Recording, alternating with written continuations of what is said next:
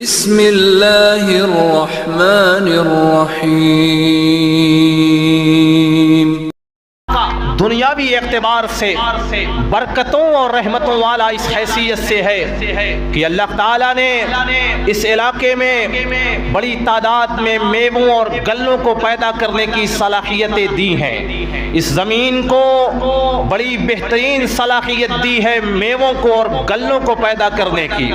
اسی لیے اللہ تعالیٰ نے قرآن مجید کے اندر جب اس علاقے کی قسم کھائی تو اس علاقے کا نام لے کر کے نہیں بلکہ اس علاقے میں پیدا ہونے والے پھل کی قسم کھائی اور کہا والتین والزیتون وطور سینین وہذا البلد الامین۔ قسم ہے انجیر کی، قسم ہے زیتون پھل کی، وطور سینین، قسم ہے طور سینین کی، طور سینا کی، وہذا البلد الامین، اور میں قسم اٹھاتا ہوں اس امن والے، اس محرم، اس بابرکت شہر مکہ کی۔ قرآن مجید کی اس آیت کریمہ میں اللہ تعالیٰ نے تین اور زیتون کی جو قسمیں اٹھائی ہیں، مفسرین نے لکھا ہوا ہے در حقیقت اس پھل سے مراد وہ علاقہ ہے جس علاقے میں یہ پھل کثیر تعداد میں اگتے ہیں۔ چنانچہ علامہ ابن کثیر نے اپنی تفسیر میں لکھا ہے قرآن مجید کی اس آیت کریمہ تین اور زیتون سے مراد بیت المقدس کا علاقہ، فلسطین کا علاقہ ہے۔ اللہ تعالیٰ اس پھل کی قسم اٹھا کر کے اس پھل کے اگنے والے علاقے کی قسم کھا رہا ہے۔ قرآن مجید کی سورہ میں اللہ تعالیٰ نے تین ایسے علاقوں کی قسمیں اٹھائی ہیں اور قسمیں کھائی ہیں جو تینوں علاقے انبیاء اور انبیاء کی بعثتوں کے حوالے سے کافی مشہور اور معروف ہوئے۔ والتین والزیتون، قسم ہے تین و زیتون کی، قسم ہے انجیر کی اور قسم ہے زیتون کی۔ مراد شہر بیت المقدس جو انبیاء کی سرزمین اور انبیاء کا علاقہ۔ وطور سینین، مراد ہے جبل سینا، طور سینا، جہاں پر حضرت موسیٰ علیہ السلام کو نبوت دی گئی۔ وہذا البلد الامین، مراد ہے شہر مکہ جہاں پر نبی پاک صلی اللہ علیہ وسلم کو نبوت و رسالت دی گئی۔ قرآن مجید کی اس سورہ میں تین ایسے علاقوں کا تذکرہ ہے جن علاقوں کو اللہ تعالیٰ نے اپنے وحیوں کے لیے، اپنے نبیوں کی نبوت کے لیے اور اپنے رسولوں کی رسالت کے لیے خاص کیا ہے۔ بیت المقدس کا علاقہ اور فلسطین اور شام کا یہ علاقہ وہ علاقہ ہے جو انبیاء کی بعثتوں کے لیے مشہور اور معروف ہے۔ اس سرزمین اور اس علاقے کے اوپر بے شمار اور لاتعداد انبیاء کرام بھیجے گئے۔ بہت سارے نبیوں کا یہ ولادت اور مولد رہا ہے، بہت سارے نبیوں کی بعثت کی یہ سرزمین رہی ہے، بہت سارے نبیوں کی ہجرتوں کی یہ سرزمین رہی ہے۔ حضرت ابراہیم علیہ السلام اور حضرت لوط کی یہ ہجرت گاہ ہے۔ اسی سرزمین پر حضرت ابراہیم اور حضرت لوط ہجرت کر کے آباد ہوئے۔ یہ حضرت زکریا اور حضرت یحییٰ کا مسکن ہے، یہ حضرت سلیمان اور سلیمان و داؤد کا مسکن ہے، یہ حضرت مریم اور ان کے بیٹے حضرت عیسیٰ کی پیدائش کی جگہیں ہیں، یہ وہ جگہ ہے جہاں سے حضرت عزیر کا گزر ہوا ہے، یہ وہ جگہ ہے جہاں پر سلیمان علیہ السلام نے اپنی بے باک اور بے لاگ بادشاہت کی تھی۔ یہ سرزمین فلسطین کی انبیاء اور رسولوں کی سرزمین رہی ہے۔ رسول پاک صلی اللہ علیہ وسلم کو اسی سرزمین کی معراج کرائی گئی اور اسراء کرائی گئی۔ یہ وہ علاقہ ہے سرزمین کے اوپر اور روئے زمین کے اوپر جس علاقے پر دنیا کے تمام انبیاء اور رسول اکٹھا ہوئے تھے، اور اسی علاقے کی شہر بیت المقدس کی مسجد اقصی میں تمام انبیاء اور رسولوں نے نبی پاک صلی اللہ علیہ وسلم کے پیچھے آپ کی امامت میں سارے نبیوں نے نمازیں ادا کی تھیں معراج اور اسراء کی اس رات میں، جس کی تفصیل آگے آئے گی۔ بہرحال سرزمین فلسطین کی تاریخ، اسلامی تاریخ شروع ہوتی ہے حضرت ابراہیم علیہ السلام کی اس ہجرت سے، کہ جب حضرت ابراہیم کو آگ کے حوالے کیا گیا اور اللہ تعالیٰ نے حضرت ابراہیم کو اس آگ سے صحیح اور سالم نکال لیا۔ اللہ تعالیٰ نے حکم دیا کہ ظالموں کی اس بستی سے تم نکل جاؤ۔ وَنَجَّيْنَاهُ وَلُوطًا إِلَى الْأَرْضِ الَّتِي بَارَكْنَا فِيهَا لِلْعَالَمِينَ۔ ہم نے حضرت ابراہیم کو حکم دیا اور حضرت لوط کو حکم دیا کہ ہم نے تمہیں ظالموں کے ظلم سے اور کافروں کی اس آگ سے نجات دے دی ہے۔ اب تم ہجرت کرتے ہوئے اس علاقے کو چھوڑ کر کے تم اس علاقے میں جا کر کے آباد ہو جاؤ، جس علاقے کو ہم نے پوری دنیا کے لیے برکتوں اور رحمتوں والا بنایا ہے۔ حضرت ابراہیم عراق کے شہر بابل کو چھوڑ کر کے فلسطین کے شہر الخلیل میں آ کر کے آباد ہوئے، اور اللہ تعالیٰ نے حضرت ابراہیم کو فلسطین کے بستی بیر سبع کا نبی اور پیغمبر بنایا، اور حضرت لوط کو بستی صدوم کا رسول اور پیغمبر بنایا گیا۔ جب حضرت ابراہیم علیہ السلام کی نسل فلسطین کی سرزمین پر جاری ہوئی اور آپ کی بیوی حضرت ہاجر کے بطن سے حضرت اسماعیل علیہ السلام پیدا ہوئے، اللہ کا حکم ہوا کہ اپنے اس بیٹے کو فلسطین کی سرزمین سے اٹھا کر کے لے جا کر کے اس وادی غیر ذی زرع مکے کی اس وادی میں آباد کراؤ جہاں پر آج مسجد حرام بیت اللہ الحرام موجود ہے۔ اللہ کا حکم پا کر کے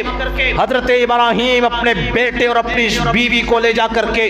مکے کی اس سرزمین پر لے جا کر کے آباد کرتے ہیں، اور حضرت ابراہیم کا یہی بیٹا حضرت اسماعیل جب بڑا ہوتا ہے، دونوں باپ اور بیٹے مل کر کے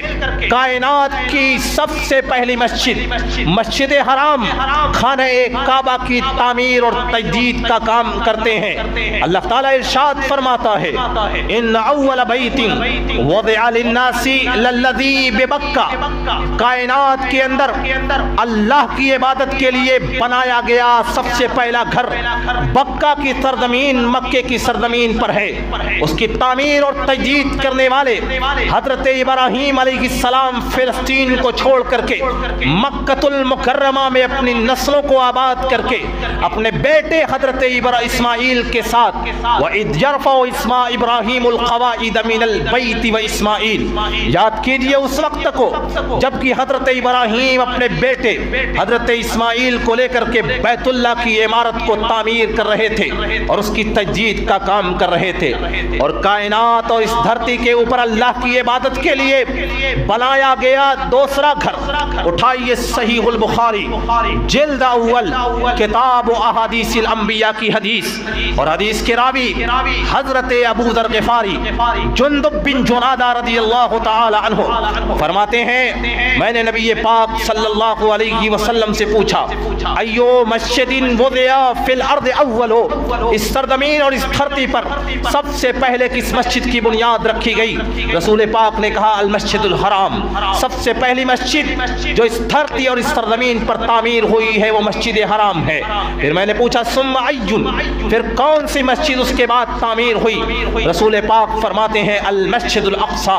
کائنات کے اندر اس سرزمین پر اللہ کی عبادت کے لیے بنایا گیا دوسرے نمبر کا گھر مسجد اقصی ہے۔ میں نے پوچھا کم بینہما، ان دونوں کی تعمیر کے درمیان کتنی مدت کا فاصلہ ہے؟ رسول پاک فرماتے ہیں بینہما 40 سنہ، دونوں کے درمیان 40 سال کا فرق اور 40 سال کی مدت ہے۔ کائنات کے اندر اللہ کی عبادت کے لیے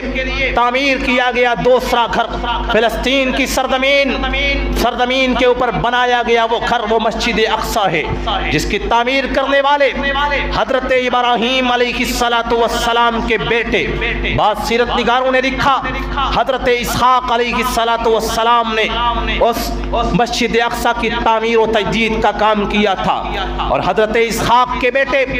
حضرت یعقوب याकूब उस मस्जिद के जिम्मेदार रहे। शहर बैतुल मक़दिस को मुनज़्ज़म तरीके से उन्होंने आबाद किया और इस तरीके से हजरत याकूब एक लंबे अरसे तक उसके इंतजाम और इंसराम को देखते रहे। हजरत यूसुफ अलैहिस्सलाम को जब उनके भाइयों ने कुएं में डाला, हजरत यूसुफ को कुएं से निकाला गया, मिस्र के बाजार में बेचा गया। अजीज मिस्र ने खरीद करके उनको अपने घर में बसाया। फिर वो हजरत यूसुफ को नाकर्दा इल्जाम के जुर्म में, नाकर्दा गुनाह के जुर्म में उनको जेल की सलाखों में डाला गया। और जब हजरत यूसुफ को के बारे में बादशाह वक्त को ये मालूम हुआ कि ये ख्वाब की ताबीर के बहुत बड़े आलिम हैं, उनको जेल से निकाला गया, मिस्र का वजीर खजाना बनाया गया। जब हजरत यूसुफ को मिस्र का वजीर खजाना बनाया गया, उसी जमाने में हजरत याकूब बैतुल मक़दिस में आबाद मस्जिद अक़सा के इंतजाम और इंसराम और उसकी निगरानी करने वाले थे। चुनांचे हजरत यूसुफ ने अपने भाइयों से कहा, इज़्हबू बिक़मीसी हादा फ़अल्क़ूहु अला वजहि अबी याति बसीरा वअतूनी बिअहलिकुम अजमईन। मेरी ये कमीज लेकर के जाओ, मेरा ये कुर्ता लेकर के जाओ और मेरे वालिद गिरामी के चेहरे पर इस कुर्ते को डाल देना कि जिनकी बीनाई मेरी जुदाई में खत्म हो चुकी है, वो रो रो करके उनकी आंखों की बीनाई खत्म हो चुकी है। जैसे ही तुम मेरा कुर्ता उनके चेहरे पर डालोगे, याते बसीरा, उनकी निगाहें दोबारा वापस आ जाएंगी। वअतूनी बिअहलिकुम अजमईन, मेरे भाइयों ये गल्ला लेकर के जा रहे हो, लेकिन अब दोबारा आना तो अपने परिवार और अपने खानदान को लेकर के, मेरे वालिद गिरामी को लेकर के मिस्र की सरजमीन पर आना। हजरत यूसुफ के इस बुलावे पर, हजरत यूसुफ की इस दावतनामे पर हजरत याकूब अपने पूरे खानदान को लेकर के मिस्र में आकर के हजरत यूसुफ के पास आबाद हुए। हजरत याकूब ने जब बैतुल मक़दिस शहर को छोड़ा, उसके बाद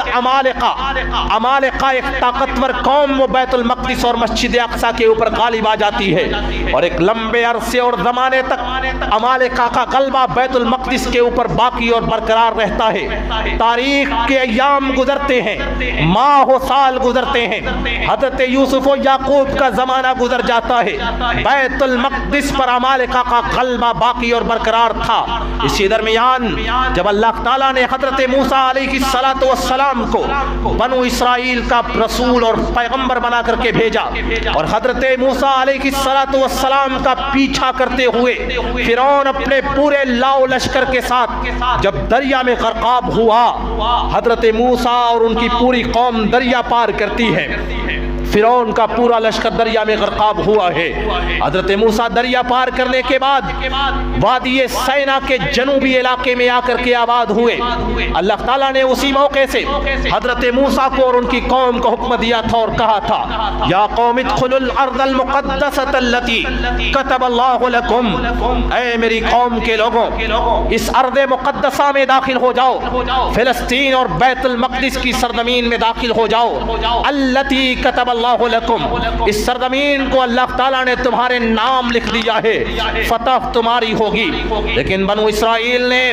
अल्लाह के इस हुक्म की मुखालिफत की और कहा, इन्न फीहा कौमन जब्बारीन, बैतुल मक़दिस की सरजमीन के ऊपर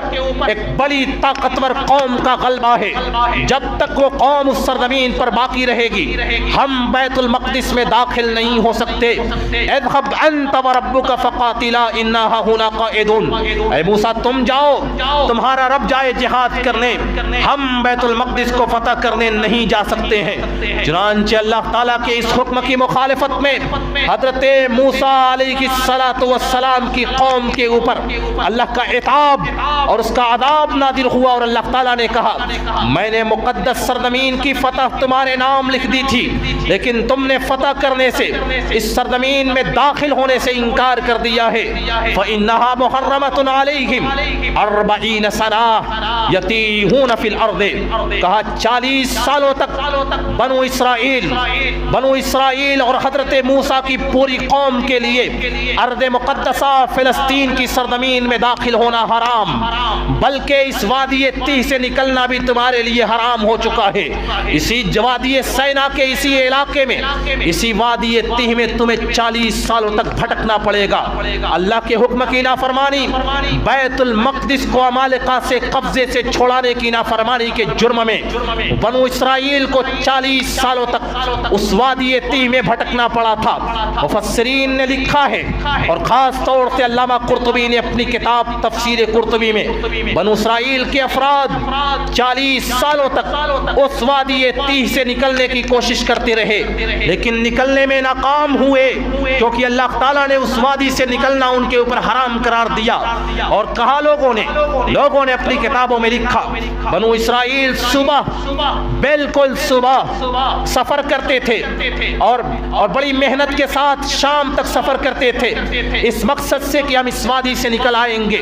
وادی کے دوسرے چھور اور دوسرے کنارے پر بھی پہنچ جاتے تھے، نکلنے کے راستے اور آثار بھی ان کو نظر آتے تھے، اور وہیں پر شام کے وقت قیام کرتے تھے کہ اب اگلی صبح ہم تھک چکے ہیں، اگلی صبح ہم اس وادی سے نکل جائیں گے۔ لیکن اللہ تعالیٰ زمین کو حکم دیتا تھا، مفسرین نے لکھا ہے اللہ تعالیٰ زمین کو حکم دیتا، زمین گھومتے ہوئے بنو اسرائیل کے افراد کو وہیں پر پہنچا دیتی تھی جہاں سے صبح انہوں نے سفر شروع کیا ہے۔ 40 سالوں تک بنو اسرائیل اللہ کے اس حکم کی مخالفت میں وادی تیہ میں بھٹکتی رہی، یہاں تک کہ بیت المقدس کی فتح کا خواب اپنے دلوں میں بسائے ہوئے حضرت ہارون کا اسی سرزمین کے اوپر انتقال ہو جاتا ہے۔ حضرت موسیٰ علیہ السلام کا اسی وادی تیہ میں انتقال کا جب وقت قریب آتا ہے، فرشتہ حضرت موسیٰ علیہ السلام کے پاس آتا ہے۔ صحیح مسلم جلد دوم کی ایک روایت اور حدیث کے راوی حضرت ابو ہریرہ رضی اللہ تعالیٰ عنہ، حضرت ابو ہریرہ فرماتے ہیں رسول پاک صلی اللہ علیہ وسلم نے فرمایا اللہ تعالیٰ نے ملک الموت کو حضرت موسیٰ علیہ السلام کے پاس بھیجا اور کہا کہ ملک الموت سے جا کر کے موسیٰ سے کہو میں ملک الموت آپ کی روح کو قبض کرنے کے لیے آیا ہوں۔ جب ملک الموت نے اپنا تعارف حضرت موسیٰ کے سامنے کیا، حضرت موسیٰ نے ملک الموت کو ایک گھونسا رسید کیا جس کی وجہ سے ملک الموت کی ایک آنکھ پھوٹ جاتی ہے۔ فرشتہ اللہ کے دربار میں جاتا ہے اور جا کر کے کہتا ہے ارسلتنی الی عبد لا یرید الموت، اے اللہ تو نے مجھے ایک ایسے بندے کے پاس بھیج دیا ہے جو مرنا نہیں چاہتا، موت کا نام سن کر کے اس نے مجھے ایسا گھونسا رسید کیا کہ میری آنکھ پھوٹ گئی ہے۔ اللہ تعالیٰ نے کہا جا کر کے موسیٰ سے کہنا کہ ضع یدک علی متن ثور، اپنے ہاتھ کو بیل کی پشت پر رکھو، اس ہاتھ کے نیچے جتنے بال آئیں گے ہر بال کے بدلے میں 1 سال کی تمہیں زندگی دی جائے گی۔ حضرت موسیٰ نے کہا پھر اس کے بعد کیا ہوگا؟ کہا ثم الموت، کہا اس کے بعد موت تو آنی ہے۔ حضرت موسیٰ نے کہا جب موت آنی ہے تو ابھی میری روح کو قبض کرو، لیکن میری ایک خواہش ہے، میری ایک تمنا ہے کہ مجھے ان یدنیہ بالارض المقدسہ، مقدس سرزمین کا خواب ہمارے دلوں میں وہ مقدس سرزمین میں داخلے کی خواہشیں ہمارے دلوں میں موجود ہیں، لیکن اس سرزمین کو اللہ تعالیٰ نے ہمارے لیے 40 سالوں تک اس میں داخلے کو حرام قرار دیا ہے، لہذا اتنا کر دو کہ مجھے بیت المقدس فلسطین کی سرحد سے اس قدر قریب کر دو کہ اگر اس قبر کے پاس سے، میری موت گاہ کے پاس سے اگر کوئی پتھر پھینکا جائے تو وہ پتھر فلسطین کی سرزمین میں جا کر کے گرے۔ اتنی محبت حضرت موسیٰ کو تھی، ان کی دلی تمنا اور خواہش تھی کہ میری روح ارض مقدسہ میں نکالی جائے، لیکن اللہ نے سرزمین کو اپنی نافرمانی کی بنیاد پر حضرت موسیٰ اور ان کی پوری قوم کے لیے حرام قرار دیا تھا۔ چنانچہ حضرت موسیٰ کو فرشتہ وہیں پر لے کر کے گیا اور وہیں پر ان کی روح کو قبض کیا گیا۔ رسول اکرم صلی اللہ علیہ وسلم جب معراج کی رات وہاں سے گزر رہے تھے، رسول پاک صلی اللہ علیہ وسلم نے حضرت موسیٰ کو دیکھا تھا، ان کی قبر کو دیکھا تھا، اور آپ نے ارشاد فرمایا تھا لو كنت عنده لأريتكم قبره عند الكثيب الأحمر إلى جانب الطريق الأيمن، اگر میں وہاں پر ہوتا اور تم بھی موجود ہوتے میں تمہیں حضرت موسیٰ کی قبر کو دکھاتا، راستے کے داہنے جانب لال بالوں کے ٹیلے کے پاس حضرت موسیٰ کی قبر اردن اور فلسطین کے ساحل پر آج بھی موجود ہے۔ بہرحال بتانے کا مقصد یہ ہے حضرت موسیٰ کے دل میں سرزمین مقدس ارض مقدسہ بیت المقدس کی سرزمین میں داخلے کی شدید خواہش تھی، لیکن حضرت موسیٰ کی یہ خواہش پوری نہ ہو سکی۔ بہت ممکن ہے کہ آپ کے ذہن و دماغ میں یہ سوال اس حدیث سے پیدا ہو جائے کہ فرشتہ حضرت موسیٰ کو ان کی موت کی اطلاع دینے کیوں آیا تھا، جبکہ ملک الموت کسی بھی فرد بشر کی موت کی اطلاع دینے نہیں بلکہ ان کی روح کو قبض کرنے کے لیے آتا ہے۔ یہ عام انسانوں کا معاملہ ہے کہ ملک الموت ڈائریکٹ انسانوں کے پاس آ کر کے ان کی روح کو ڈائریکٹ قبض کرتا ہے بغیر کسی اطلاع کے، لیکن نبیوں کا معاملہ اس سے کافی الگ ہے۔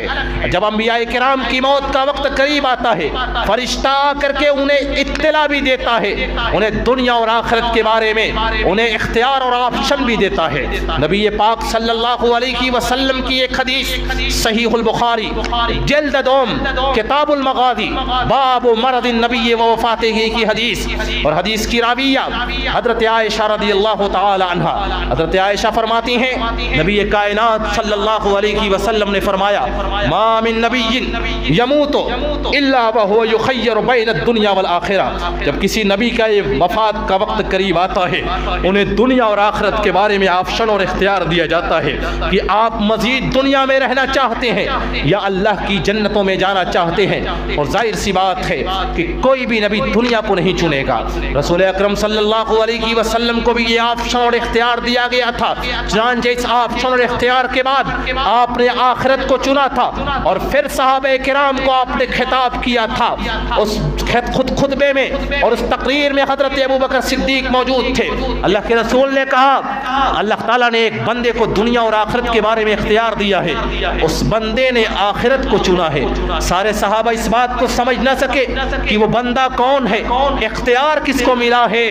لیکن حضرت ابوبکر صدیق دہاڑے مار کر کے رونے لگے تھے۔ صحابہ نے کہا آخر اس شیخ کو کیا ہوا، اس بزرگ کو کیا ہو گیا ہے کہ رسول پاک کی ایک نارمل بات کے اوپر یہ دہاڑے مار کر کے رو رہے ہیں۔ حضرت ابوبکر صدیق نے کہا کہ رسول پاک کی جو بات میں سمجھا ہوں تم نہیں سمجھ پائے ہو۔ اللہ تعالیٰ نے رسول پاک صلی اللہ علیہ وسلم کو دنیا اور آخرت کے بارے میں، موت اور زندگی، کچھ زندگی کے بارے میں آپشن اور اختیار دیا تھا۔ اللہ کے رسول نے ہمیں نہیں چنا ہے، آخرت کو چن لیا ہے۔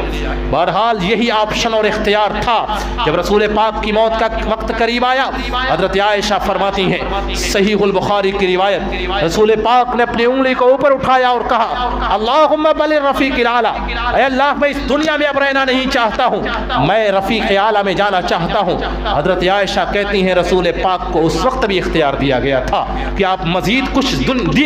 دنیا میں رہنا چاہتے ہیں یا آخرت کی زندگی چاہتے ہیں۔ بہرحال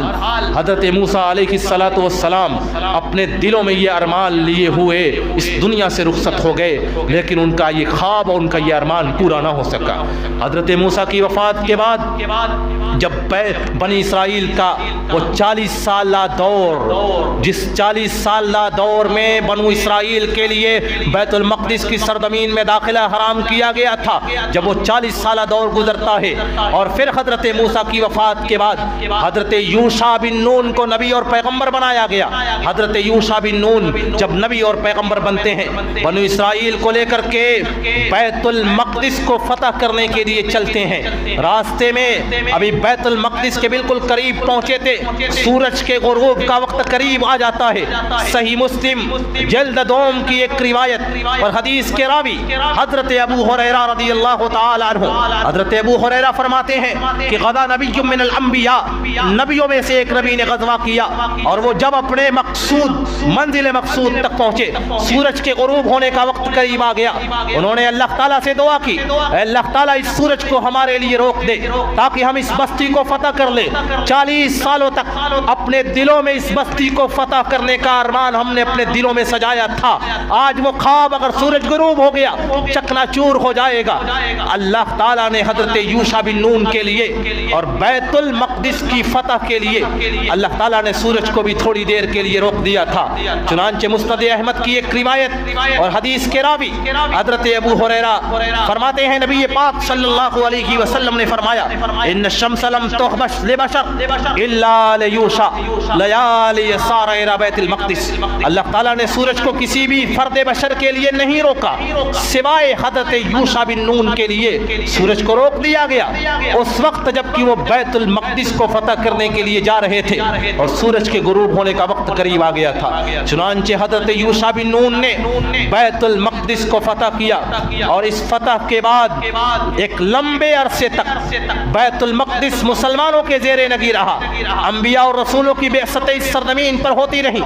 حضرت سلیمان کے والد گرامی حضرت داؤد کو اس علاقے کا نبی اور پیغمبر، حضرت سلیمان کو اس علاقے کا نبی اور پیغمبر بنایا گیا۔ حضرت زکریا اور حضرت یحییٰ کو اس علاقے کا، اس سرزمین کا نبی اور پیغمبر بنایا گیا۔ آخر میں حضرت مریم کے بطن سے حضرت عیسیٰ کو معجزانہ طور سے پیدا کر کے اس سرزمین کا رسول اور پیغمبر بنایا گیا۔ اور اس طریقے سے بیت المقدس کے پاس آس پاس کے علاقوں میں انبیاء کی بعثتیں اور ان کی رسالتیں اور نبوتیں وہاں پر ہوتی رہیں، یہاں تک کہ جب نبی کائنات صلی اللہ علیہ وسلم کی بعثت مکے کی سرزمین پر ہوتی ہے۔ نبوت کے تقریباً 11-12 سال کے بعد اللہ کے رسول صلی اللہ علیہ وسلم کو مکۃ المکرمہ سے اٹھا کر کے آپ کو بیت المقدس مسجد اقصیٰ لے کر کے آیا گیا، اور بیت المقدس کی سرزمین سے مسجد اقصیٰ سے آپ کو آسمان پر لے جایا گیا اور جنت و جہنم کی سیر کرائی گئی، جس کو اللہ تعالیٰ بیان کرتے ہوئے ارشاد فرماتا ہے سبحان الذی اسری بعبدہ لیلا من المسجد الحرام الی المسجد الاقصیٰ۔ بابرکت ہے وہ ذات جس نے اپنے بندے محمد مکرم صلی اللہ علیہ وسلم کو مسجد حرام سے راتوں رات اٹھایا اور اٹھانے کے بعد انہیں مسجد اقصیٰ کی سیر کرائی۔ ایک سوال یہ پیدا ہوتا ہے کہ آخر اللہ تعالیٰ نے نبی پاک صلی اللہ علیہ وسلم کو رات کی اس تاریکی میں مسجد حرام سے مسجد اقصیٰ کی سیر کیوں کرائی؟ اگر اللہ تعالیٰ یہ چاہتا نبی پاک صلی اللہ علیہ وسلم کو ڈائریکٹ مکۃ المکرمہ سے معراج کرا دیتا۔ یہ اسرا کیوں کرائی گئی؟ مکۃ المکرمہ سے آپ کو بیت المقدس کیوں لے کر کے جایا گیا اور بیت المقدس سے آسمان پر آپ کو لے کر کے جایا گیا؟ اگر اللہ تعالیٰ چاہتا تو نبی پاک صلی اللہ علیہ وسلم کو مکۃ المکرمہ سے ڈائریکٹ آپ کو معراج کرا دیتا۔ آپ کو مکے کی سرزمین سے معراج کیوں نہیں کرائی گئی؟ بہت سارے لوگوں کا یہ خیال ہے کہ قدس کی سرزمین انسانوں کے لیے آسمان پر جانے کا دروازے کی حیثیت رکھتی ہے۔ القدس بوابۃ السماء، بیت المقدس کی سرزمین انسانوں کے جانے کے لیے آسمان کے دروازے کی حیثیت رکھتی ہے۔ آسمان کا دروازہ انسانوں کے لیے بیت المقدس کی سرزمین پر کھلتا ہے۔ حضرت عیسیٰ علیہ السلام کو اسی سرزمین سے آسمان پر اٹھایا گیا تھا اور زندہ اٹھایا گیا، اور اسی سرزمین کے اوپر حضرت عیسیٰ علیہ السلام دمشق کے مشرقی حصے میں اسی سرزمین کے اوپر شام اور فلسطین کی سرزمین پر اتریں گے۔ صحیح مسلم کی ایک روایت فینزل عیسی ابن مریم عند المنارۃ البیضاء شرقی دمشق کے مشرقی حصے میں سفید منارے کے پاس حضرت عیسیٰ علیہ السلام کا نزول ہوگا۔ اسی لیے رسول پاک کو مکۃ المکرمہ سے اٹھایا گیا اور آپ کو مسجد اقصیٰ لے کر کے جایا گیا، پھر مسجد اقصیٰ سے آپ کو آسمان کی سیر کرائی گئی۔ لیکن یہ خیال محض ایک خیال ہے، یہ بات محض ایک قیاس ہے، اس کے اوپر کوئی واضح دلیل موجود نہیں ہے۔ شیخ الاسلام علامہ ابن تیمیہ رحمۃ اللہ علیہ نے اپنی کتاب فضائل الشام و اہلہا کے اندر انہوں نے لکھا ہے رسول پاک کو مکۃ المکرمہ سے اٹھا کر کے آپ کو بیت المقدس اور مسجد اقصیٰ اس لیے لے جایا گیا تاکہ یہ ثابت کیا جا سکے کہ شریعت محمدیہ کی شروعات مکے کی سرزمین سے ہوئی ہے، لیکن آخری دور میں مسلمانوں کا بول بالا اور خلافت اسلامیہ جا کر کے مکمل ہوگی بیت المقدس کی سرزمین پر، جس کی تفصیل یہ ہے اللہ کے رسول صلی اللہ علیہ وسلم کو مکے میں مبعوث کیا گیا، اور پھر جب آپ ہجرت کر کے مدینہ المنورہ جاتے ہیں، ہجرت نبوی کے 7ویں سال سنہ 8 ہجری میں آپ نے مکے کو فتح کر لیا اور فاتحانہ انداز میں مکے میں داخل ہوئے۔ مکۃ المکرمہ اور حجاز کی سرزمین کے اوپر ایک اسلامی ریاست اور ایک اسلامی خلافت کا قیام وجود میں آتا ہے، لیکن آخر دور میں آخر یہ تو شریعت محمدیہ کی ابتدا تھی۔ آخر دور میں مسلمان بیت المقدس کی سرزمین میں اسلامی خلافت قائم کریں گے، اور اس کی پیشن گوئیاں احادیث میں موجود ہیں اور انشاءاللہ تفصیل آگے آئیں گی۔ آخر دور میں وہاں پر خلافت اسلامیہ قائم ہوگی، اسی لیے رسول پاک کو مسجد حرام سے مسجد اقصی لے کر کے جایا گیا تھا، تاکہ یہ ثابت کیا جا سکے کہ آخر دور میں محمد کریم صلی اللہ علیہ وسلم کا دین، ان کی خلافت اس سرزمین پر پہنچ کر کے رہے گی، اور اس سرزمین پر ایک دور ایسا آئے گا کہ مسلمانوں کا کی شان اور شوکت ہوگی۔ وہ دور کب ہوگا انشاءاللہ تفصیل آپ کے سامنے آئے گی۔ نبی پاک صلی اللہ علیہ وسلم کو اسراء اور معراج کرائی گئی۔ اس معراج کے بعد اللہ کے رسول صلی اللہ علیہ وسلم جب واپس مکہ المکرمہ آتے ہیں، مکہ آنے کے بعد اللہ کے رسول نے اپنی تمام نمازوں کو قبلہ اول فلسطین کی جانب رخ کر کے پڑھی تھی۔ درمیان میں خانہ کعبہ آپ کا رخ قبلہ اول مسجد اقصی کی جانب ہوتا، درمیان میں آپ خانہ کعبہ کو رکھتے، اور اس طریقے سے آپ دونوں قبلے کی جانب ایک ساتھ رک کر کے نماز پڑھتے تھے۔ لیکن جب آپ ہجرت کر کے مدینہ المنورہ جاتے ہیں، مدینہ جانے کے بعد سمتیں بدلتی ہیں۔ اللہ کے رسول صلی اللہ علیہ وسلم جب بیت المقدس کی جانب رک کر کے نماز پڑھتے ہیں مسجد اقصی کی، تو خانہ کعبہ آپ کے پیچھے کی جانب ہوتا تھا، اور جب اللہ کے رسول خانہ کعبہ کی جانب رک کرتے تو بیت المقدس اور مسجد اقصی آپ کے پشت پہ ہو جاتا تھا۔ چنانچہ 16 مہینے یا 17 مہینے صحیح البخاری جلد اول کتاب الصلاۃ کی ایک حدیث، اور حدیث کے راوی حضرت براء ابن عازب رضی اللہ تعالی عنہ فرماتے ہیں نبی کائنات جناب محمد رسول اللہ صلی اللہ علیہ وسلم نے بیت المقدس کی سرزمین مسجد اقصی کی جانب رک کر کے 16 یا 17 مہینے نماز پڑھی۔ اس دوران آپ بار بار اپنے سر کو آسمان کی جانب اٹھاتے تھے کہ قبلہ تبدیل ہو جائے، ہمیں خانہ کعبہ کی جانب رک کر کے نماز پڑھنے کی اجازت دی جائے۔ اللہ تعالیٰ قرآن مجید میں ارشاد فرماتا ہے قد نرى تقلب وجهك في السماء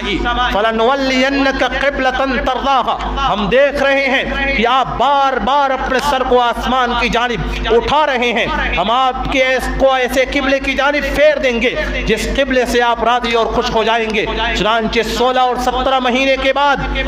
ہجرت نبوی کے دوسرے سال شعبان کے مہینے میں رمضان کے روزے کی فرضیت سے 10 دنوں پہلے قبلے کی تحویل کا حکم نازل ہوتا ہے۔ فولِ وجهك شطر المسجد الحرام، اے نبی پاک صلی اللہ علیہ وسلم اب آپ اپنا چہرہ مسجد حرام کی جانب کر لیجئے۔ اللہ کے رسول صلی اللہ علیہ وسلم نے اپنا چہرہ مسجد حرام کی جانب کر لیا، قبلہ تبدیل ہو گیا،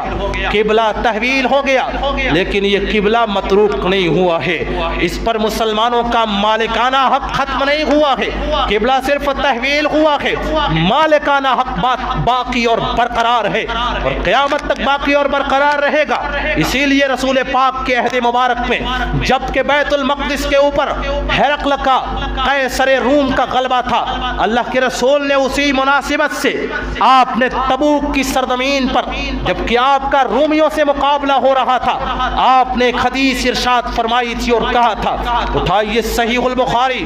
جلد اول کتاب الجزیہ کی حدیث، اور حدیث کے راوی حضرت عوف ابن مالک رضی اللہ تعالی عنہ، عوف ابن مالک فرماتے ہیں نبی کائنات جناب محمد رسول اللہ صلی اللہ علیہ وسلم نے فرمایا یا عوف اعد الستم بین یدی الساعہ، اے عوف ابن مالک قیامت سے پہلے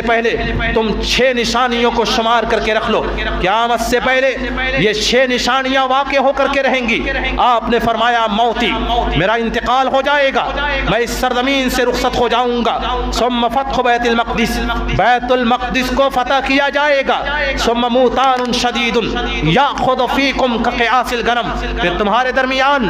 ایسی بیماری پھیلے گی، ایسی وبا پھیلے گی جیسے بکریوں میں بیماریاں پھیلتی ہیں اور بکریاں یک بیک مرنا شروع ہو جاتی ہیں، ثم استفادۃ المال، پھر مال اور دولت کی فراوانی ہوگی، یہاں تک کہ ایک آدمی کو اگر 100 دینار بھی دیا جائے گا تو وہ لینے کو تیار نہیں ہوگا، ثم فتنۃ لا یبقى بیت من العرب الا دخلته، پھر فتنے اور فسادات اور خرافات اس قدر پیدا ہوں گے کہ وہ سارے خرافات عرب کے تمام گھروں میں داخل ہو جائیں گے، ثم ثم ہدنۃ تکون بینکم وبین بنی الاسفر، پھر ایک صلح بندی ہوگی، ایک معاہدہ ہوگا جنگ بندی کا تمہارے درمیان اور رومیوں کے درمیان، اور رومی اور عیسائی اس معاہدے کو توڑ دیں گے، اور توڑنے کے بعد 9,60,000 کا لشکر جرار لے کر کے مقام شام اور مقام دابق اور آماق پر آئیں گے، جس کی تفصیل انشاءاللہ اگر وقت ملا تو میں آگے بیان کروں گا۔ بہرحال رسول پاک نے اپنی اس حدیث پاک میں یہ بات بیان فرما دی ہے کہ مسلمانوں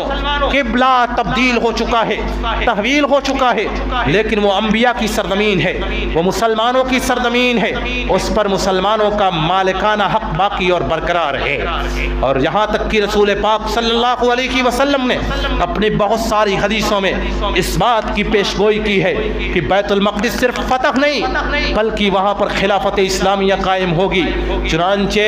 رسول پاک صلی اللہ علیہ وسلم کی ایک حدیث جس کو امام ابو داؤد نے سنن ابی داؤد کے اندر نقل کیا ہے، حدیث کے راوی حضرت عبداللہ ابن حوالہ الازدی رضی اللہ تعالی عنہ، اللہ کے رسول صلی اللہ علیہ وسلم نے ارشاد فرمایا، یا ابن حوالہ، اے عبداللہ ابن حوالہ، جب تم دیکھو اذا رأیت الخلافۃ قد نزلت ببیت المقدس، جب تم دیکھو کہ خلافت اسلامیہ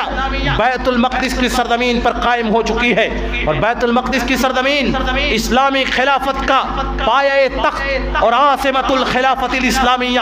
اسلامی خلافت کی راجدھانی بن چکی ہے، تو یاد رکھنا یہ آخری دور میں ہوگا۔ فقد دنت البلابل والزلازل والامور العظام، اس کے بعد دنیا میں زلزلے برپا ہوں گے، دنیا میں فسادات برپا ہوں گے، جنگ عظیم جیسا معاملہ دنیا میں پیش آئے گا، اس کے بعد قیامت تمہارے بالکل قریب آ جائے گی۔ رسول پاک نے اپنی اس حدیث پاک کے اندر نہ صرف بیت المقدس کے فتح کی پیشگوئی کی ہے بلکہ وہاں پر اسلامی خلافت کے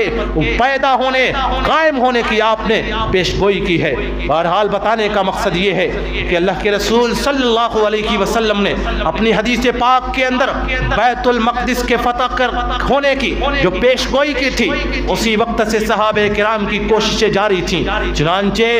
سن 17 ہجری کے اندر 637 عیسوی میں حضرت عمر فاروق کی خلافت کے زمانے میں حضرت عمرو بن العاص نے بیت المقدس کو فتح کر لیا تھا، اور اس فتح کے بعد تقریباً 450 سال تک بیت المقدس کی سرزمین مسلمانوں کے زیر حکومت، مسلمانوں کی زیر ملکیت رہی۔ 450 سال کے بعد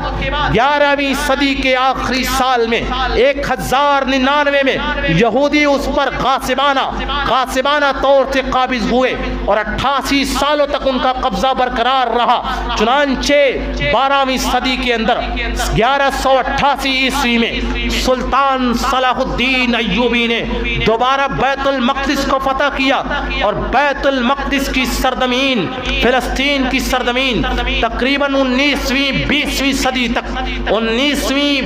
صدی تک اس فتح کے تقریباً 750 سالوں تک مسلمانوں کے ماتحت ان کی زیر ملکیت رہی ہے۔ ذرا غور کیجئے کہ 7ویں صدی عیسوی سے لے کر کے 7ویں صدی عیسوی کے وسط سے لے کر کے 19ویں اور 20ویں صدی تک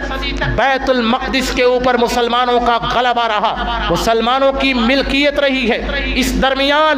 صرف 88 سالوں تک یہودی اس کے اوپر غاصب رہے اور قابض رہے ہیں۔ تقریباً اس دور میں، اس پورے دورانیہ میں مسلمان 1200 سالوں تک بیت المقدس کے نگراں اور اس کے اوپر حکومت کرنے والے رہے۔ وہ دور جبکہ مسلمانوں کا بہترین دور تھا، مسلمانوں کی شان و شوکت کا وہ دور 18ویں صدی عیسوی اور 19ویں صدی عیسوی کا وہ دور، جبکہ پوری دنیا کے اندر مسلمانوں کی توتیاں بولتی تھیں۔ خلافت اسلامیہ 3 بر اعظموں کے اوپر قائم وہ خلافت، مشرق وسطی، شمالی افریقہ، یورپ، پرتگال اور فرانس کا وہ علاقہ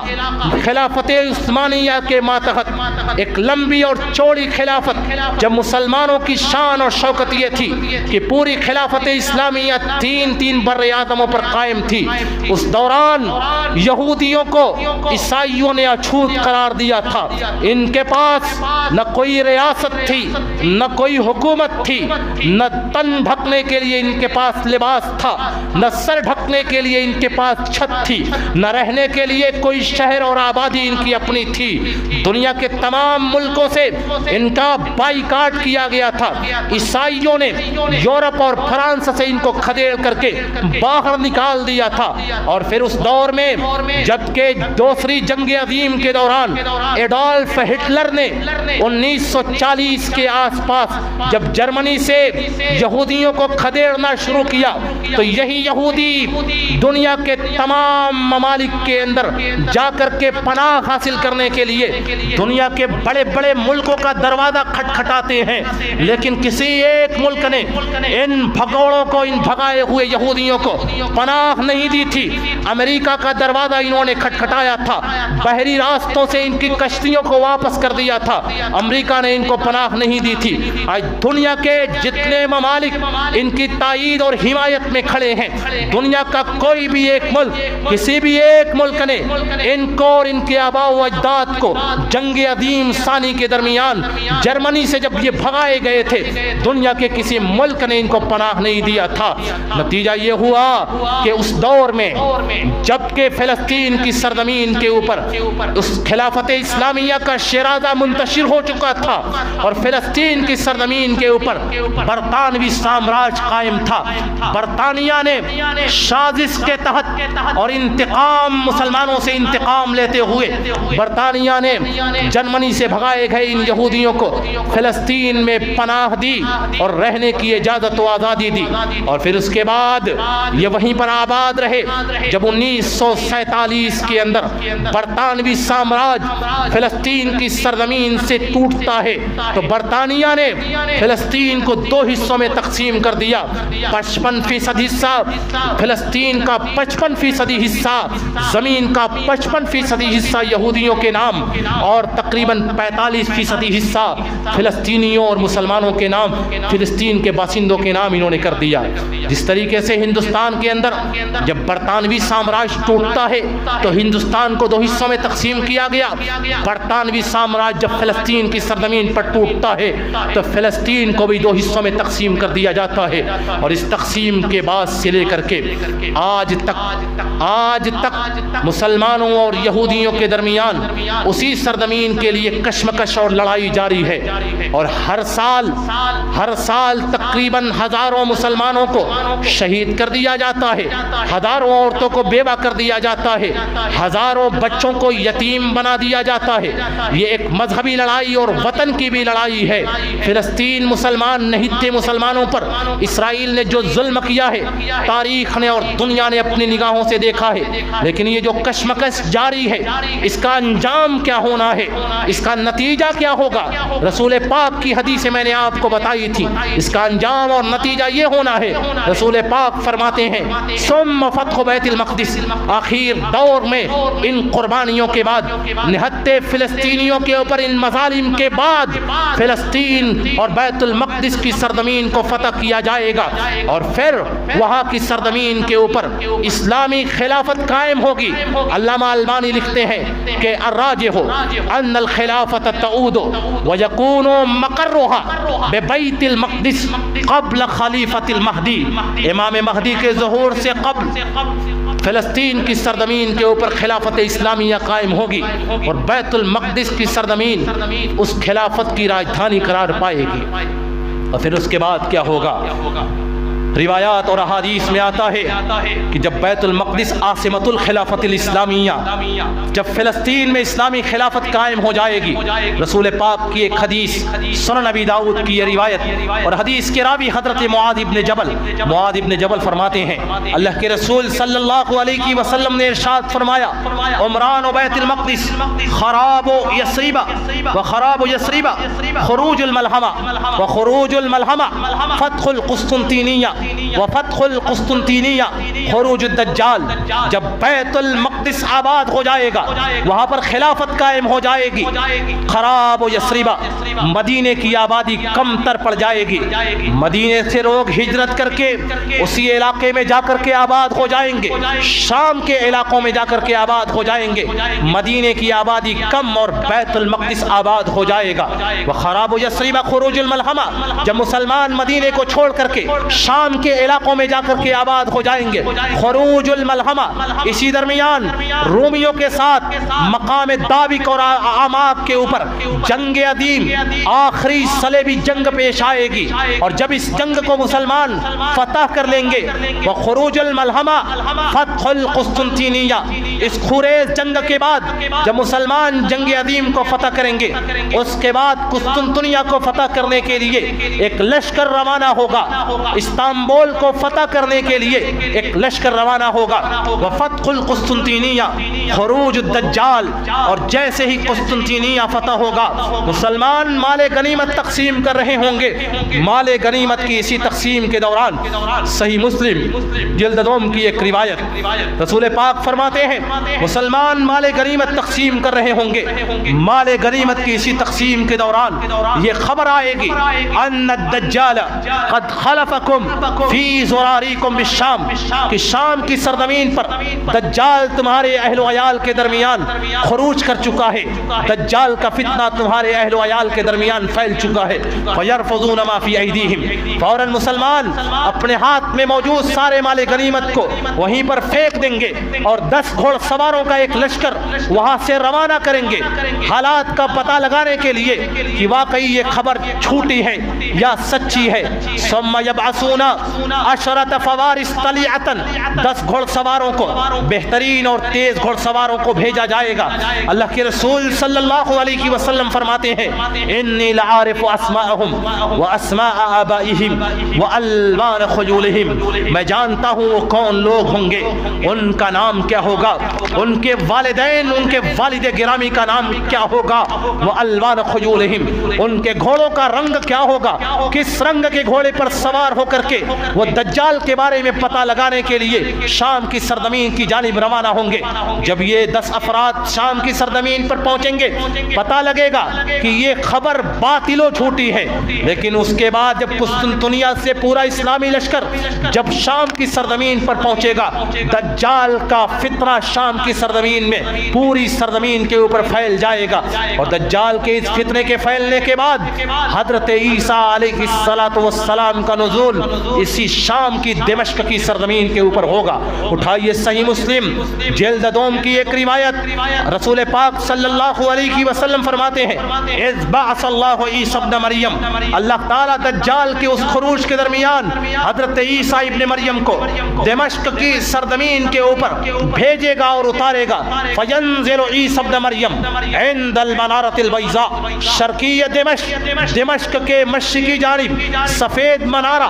جامع اموی کا وہ سفید منارہ، اسی منارے کے پاس حضرت عیسیٰ علیہ السلام نازل ہوں گے۔ وادین یدیہ علی اجنحۃ ملکین، 2 فرشتوں کے پروں اور بازوؤں کے اوپر اپنا ہاتھ رکھ کر کے وہ نازل ہوں گے۔ بین محرودتین، ان کے سر کے، ان کے جسم کے اوپر زعفران اور ورس سے رنگی ہوئی 2 چادریں ہوں گی، اور جب حضرت عیسیٰ علیہ السلام نازل ہوں گے، نماز فجر کا وقت ہوگا، فجر کی نماز کی اقامت ہو چکی ہوگی، حضرت عیسیٰ علیہ السلام سے امام مہدی کہیں گے تعال صلی لنا، آئیے ہمیں نماز پڑھائیے۔ حضرت عیسیٰ کہیں گے میں امتی بن کر کے نازل ہوا ہوں، میں امام اور نبی بن کر کے نازل نہیں ہوا ہوں۔ امام مہدی مسلمانوں کی امامت کریں گے، اور یہ پورا لشکر دجال کے خلاف جب تیار ہوگا تو حضرت عیسیٰ علیہ السلام کا وہ پورا لشکر دجال کا پیچھا کرتے ہوئے فیدرکہ بباب لد، باب لد کی سرزمین کے اوپر پکڑ لے گا، اور وہیں پر دجال کو قتل کیا جائے گا۔ اور اس طریقے سے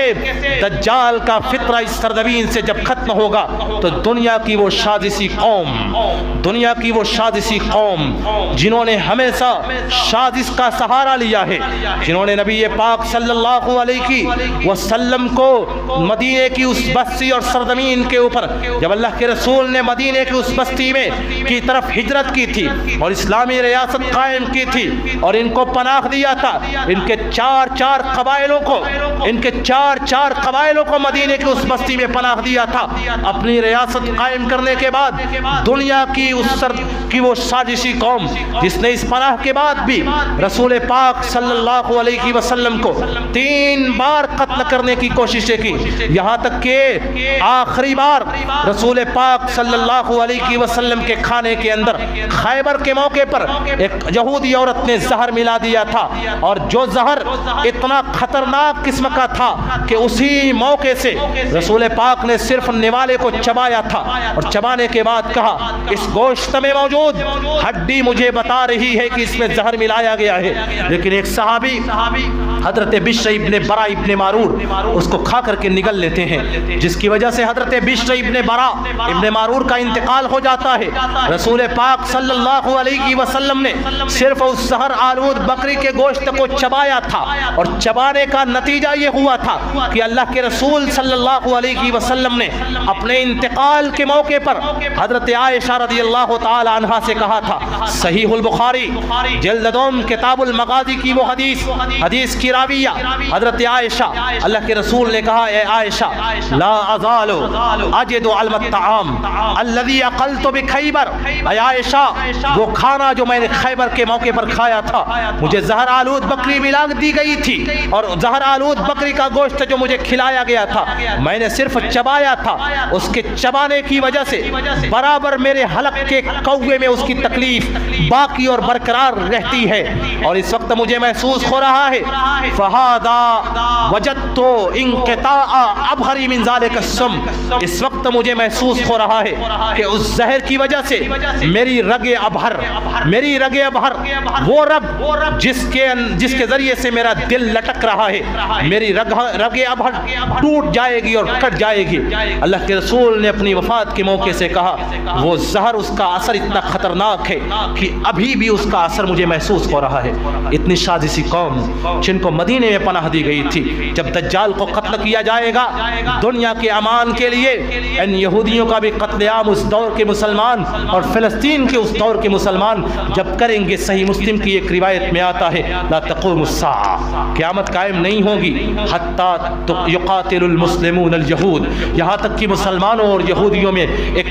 خطرناک قسم کا ایسا قتال ہوگا کہ جس میں یہودیوں کا مسیحا دجال بھی مارا جائے گا اور ایک ایک یہودی کو چن کر کے مارا جائے گا۔ فَيَخْتَبِعُ الْيَهُودِ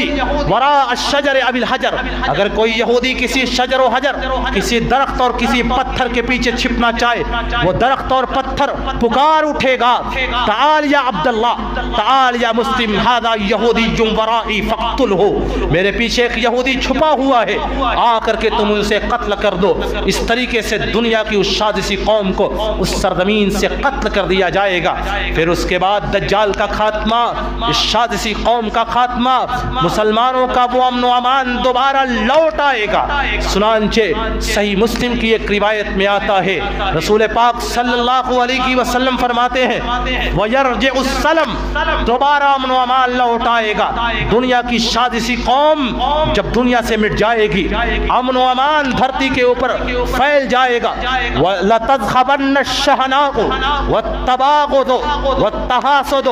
لوگوں کے دلوں سے بغض اور حسد ختم ہو جائے گا، لوگوں کے دلوں سے دشمنیاں اور عداوتیں ختم ہو جائیں گی، امن و امان دوبارہ لوٹ آئے گا، محبتوں کا اور امن و امان کا دوبارہ دور شروع ہوگا، اور اس قدر امن و امان ہوگا کہ مسند احمد کی ایک روایت حدیث کے راوی حضرت ابو ہریرہ رضی اللہ تعالی عنہ، حضرت ابو ہریرہ فرماتے ہیں اس قدر امن و امان ہوگا وَتَذْهَبُ هُمَةُ ذَاتِ كُلُّهُمَا، جس قدر زہریلے جانور ہوں گے ان کا زہر ختم ہو جائے گا، انسانوں کے دلوں کا بھی زہر ختم ہو جائے گا، اور زہریلے جانوروں کا، زہر والے جانوروں کا زہر ختم ہو جائے گا، حَتَّى يَلْعَبَ الصِّبْيَانُ بِالثُّعْبَانِ،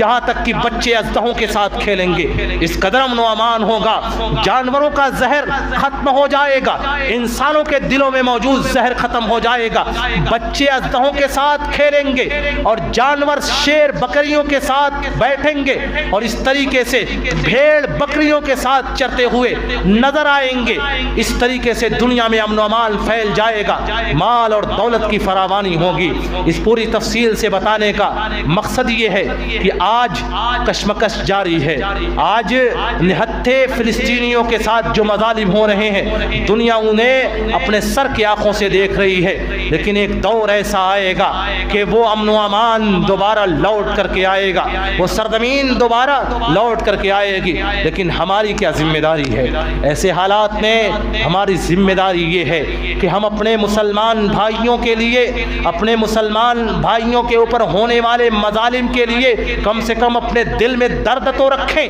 ان کے لیے دعائیں تو کریں۔ ہم ہوٹلوں پر بیٹھ کر کے عالم اسلام کے اوپر تبصرے کرتے ہوئے نظر آتے ہیں، لیکن اپنے مسلمان بھائیوں کے لیے مسجدوں میں آ کر کے نمازیں ادا کر کے دعائیں کرتے ہوئے نظر نہیں آتے۔ ہماری ذمہ داری تو یہ ہے کہ ہم قانونی دائروں میں رہتے ہوئے ان کی حمایت اسی طریقے سے کر سکتے ہیں کہ ہم اپنے مسلمانوں کو اپنی دعاؤں میں یاد رکھیں، ان کے درد کو سمجھیں، ان کی تکلیفوں کو سمجھیں۔ لیکن صورتحال یہ ہے کہ ہنستا اور مسکراتا ہوا یہ چہرہ، ہنستا مسکراتا ہوا یہ چہرہ نہیں بتاتا ہے کہ ان کے دلوں میں ایمان ہے۔ بے حسی کا عالم یہ ہے، مسلمانوں کے دلوں سے دین بیداری کا عالم یہ ہے کہ مسلمانوں بھائیوں پر مظالم ہو رہے ہیں، نوجوانوں کو شہید کیا جاتا ہے، بچوں کو موت کا جام پلا دیا جاتا ہے، عورتوں کو بیوہ کر دیا جاتا ہے، گھروں سے ان کو بے گھر کر دیا جاتا ہے۔ لیکن دین بیداری کا یہ عالم، ہماری بے حسی کا عالم یہ ہے کہ مسجدیں ویران ہیں اور پھر کلبیں آباد ہیں، پھر نمائشیں آباد ہیں، مرد تو مرد، عورتیں اپنے دوپٹوں کو کھول کر کے نمائشوں میں سحر و تفریح کرتے ہوئے نظر آتی ہیں۔ محسوس کہ نہیں ہوتا یہی وہ قوم ہے جن کے بھائیوں کے اوپر دوسرے ملکوں میں مظالم ہو رہے ہیں؟ نمائشیں آباد ہیں، عورتیں نمائشوں کی زینت بنی ہوئی ہیں، مسجدیں ویران ہیں، ہوٹل کھانے آباد ہیں۔ محسوس کہ نہیں ہوتا کہ اس قوم کے دل میں ایمان اور حس باقی ہے یا نہیں باقی ہے؟ ہمارے ایمان کا تقاضا یہ ہے کہ ایسے حالات میں ہماری آنکھوں میں آنسو آ جانا چاہیے، ہمارے دل کے اندر ایمانی تڑپ پیدا ہونی چاہیے، بے اختیار ہمارے ہاتھ دعاؤں کے لیے اٹھ جانے چاہیے، مسجدیں کھچاکچ بھر جانی چاہیے کہ آج وہ حالات جو فلسطین کے مسلمانوں کے ساتھ ہیں، اللہ نہ کرے کہ وہ حالات ہمارے ساتھ ہوں، اور پھر دنیا کے حالات پر نظر رکھنے کی، دنیا کے بدلتے ہوئے حالات کے اوپر نظر رکھنے کی، دنیا کے بدلتے ہوئے جغرافیائی نقشوں پر نظر رکھنے کی ضرورت ہے، اور قانونی دائرے کار میں رہتے ہوئے اپنے اس ملک میں سیاسی حکمت و بصیرت اختیار کرنے کی بھی ضرورت ہے۔ وقت زیادہ ہو چکا ہے، آخر میں اللہ تعالیٰ سے دعا ہے کہ الہ العالمین تو مسلمانوں کی مدد فرما، الہ العالمین تو مسلمانوں کے دین کی